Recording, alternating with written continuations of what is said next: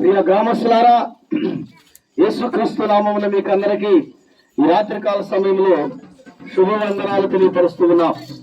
యేసు ప్రభు జన్మదినాన్ని గురించి పురస్కరించుకొని మీ మధ్యకు ఇలాగా వచ్చి ఉన్నాం.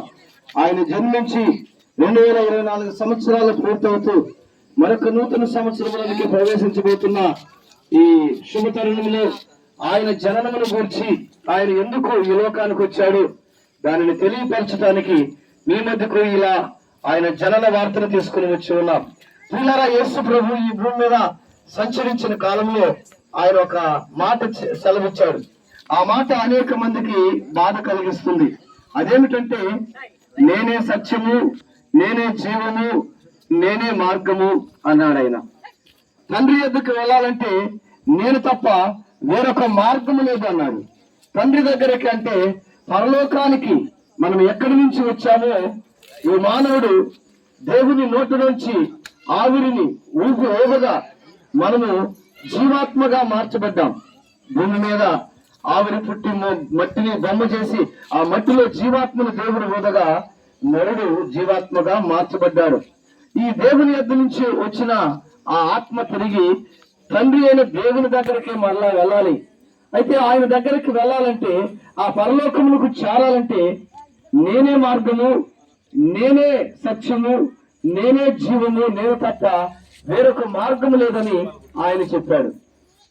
పిల్లరా, ఏమిటి ఆయన మార్గం ఏమిటి, ఆయన సత్యం ఏమిటి అని మనం ఆలోచన చేస్తే నిజముగా ఆయన సత్యవంతుడు. ఎందుకంటే అనేక రుజువులు ఉన్నాయి. ఇదిగో ఈరోజు చరిత్రను గురించి 2 ముక్కలు అవటానికి కారణం యేసు ప్రభు జన్మించిన సమయంలోనే చరిత్ర 2 విధాలుగా మారింది. క్రీస్తు పూర్వము అని, క్రీస్తు శకము అని. ఈరోజు ఎక్కడ ఏ క్యాలెండర్లోనైనా, ఏ ప్రదేశంలోనైనా, ఏ చరిత్ర గ్రంథాలను తీసుకున్నా అది క్రీస్తుని ఆధారం చేసుకోవాల్సిందే.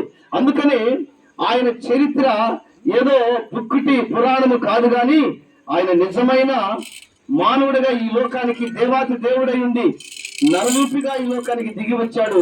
అది 2024 సంవత్సరాల క్రితం జరిగింది. ఆయన జన్మించినప్పుడు ఆయనను గూర్చి దేవాలయంలో ఎప్పుడైతే పేరు రాయబడిందో అక్కడ కాలము 2 ముక్కలుగా మార్చబడింది.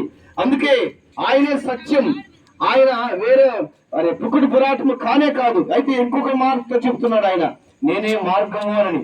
ఆ తండ్రి అయిన దేవుని దగ్గరికి వెళ్ళటానికి నేనే మార్గం. ఎందుకంటే దేవుని దగ్గరికి మనం వెళ్ళాలంటే దేవుని యొద్ద నుంచి వచ్చిన మనము తిరిగి ఆయన యొద్దకు చేరే స్థితిలో లేక, మానవుడు ఆజ్ఞను అతిక్రమించి పాపము చేసి పాపం వల్ల వచ్చి జీతం మరణమును పొందుకొని దేవుని యొద్దకు చేరలేని స్థితిలో ఉండగా, ఇదిగో 2024 సంవత్సరాల క్రితం ఆ ప్రభు అయిన యేసుక్రీస్తు ఆ పాపములను పరిహరించడానికి, ఆ పాపమును తొలగించడానికి, మానవుడు పొందుకున్న మరణమును ఆయన పొందుకొని జీవాన్ని ప్రసాదించడానికి ఆయనే ఈ లోకానికి నరుడుగా దిగి రావాల్సిన పరిస్థితిని వచ్చింది. అందుకే ఆయన 2024 సంవత్సరాల క్రితం మన కోసం వచ్చి మరణించి ఆయన మార్గముగా తండ్రి వద్దకు చేర్చడానికి ఆయన శిలువలో మన కొరకు మరణించాడు. ఆ వార్తను మీ మధ్యకి తీసుకుని వచ్చున్నాం. ఇదిగో మేమందరము కూడా ఆ మార్గమునే నడుస్తూ ఉన్నాం. ఆ ప్రభు దగ్గరికి చేర్చబడే వారిగా ఈ లోకములో జీవిస్తున్నాం. మీరు కూడా ఆ ప్రభు దగ్గరికి చేరాలంటే, ఆ పరలోకములోనికి వెళ్ళాలి అంటే, ఈ దేహము విడిచిన తర్వాత నిత్యమైన పరలోకములో సుఖ సంతోషాలు కలిగిన, ఆనందము కలిగిన ఆ రాజ్యములో మీరు ఉండాలంటే, ఇదిగో ప్రభు అయిన యేసుక్రీస్తుని నమ్మండి. ఆయన రక్షకుడని, ఆయన రక్షణ మార్గములు నడవండి. ఆయన యందు రక్షణ పొందుకోండి. ఆయన నామమును బట్టి మీరు ఆయన రక్తముతో కడగబడండి. ఇదిగో ఆయన బిడ్డలుగా ఈ లోకములో నడవండి.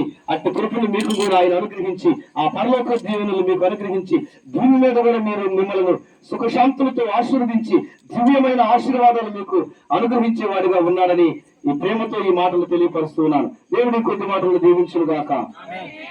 ప్రార్థన చేద్దాం. ప్రేమాస్వరూపి నమ్మదగిన దేవుడా, ఈ చుట్టుపక్కల ప్రాంతాలను, ఈ కుటుంబాలను ఆశీర్వదించి దీవించండి. వారికున్న బలహీనతలు తొలగించండి.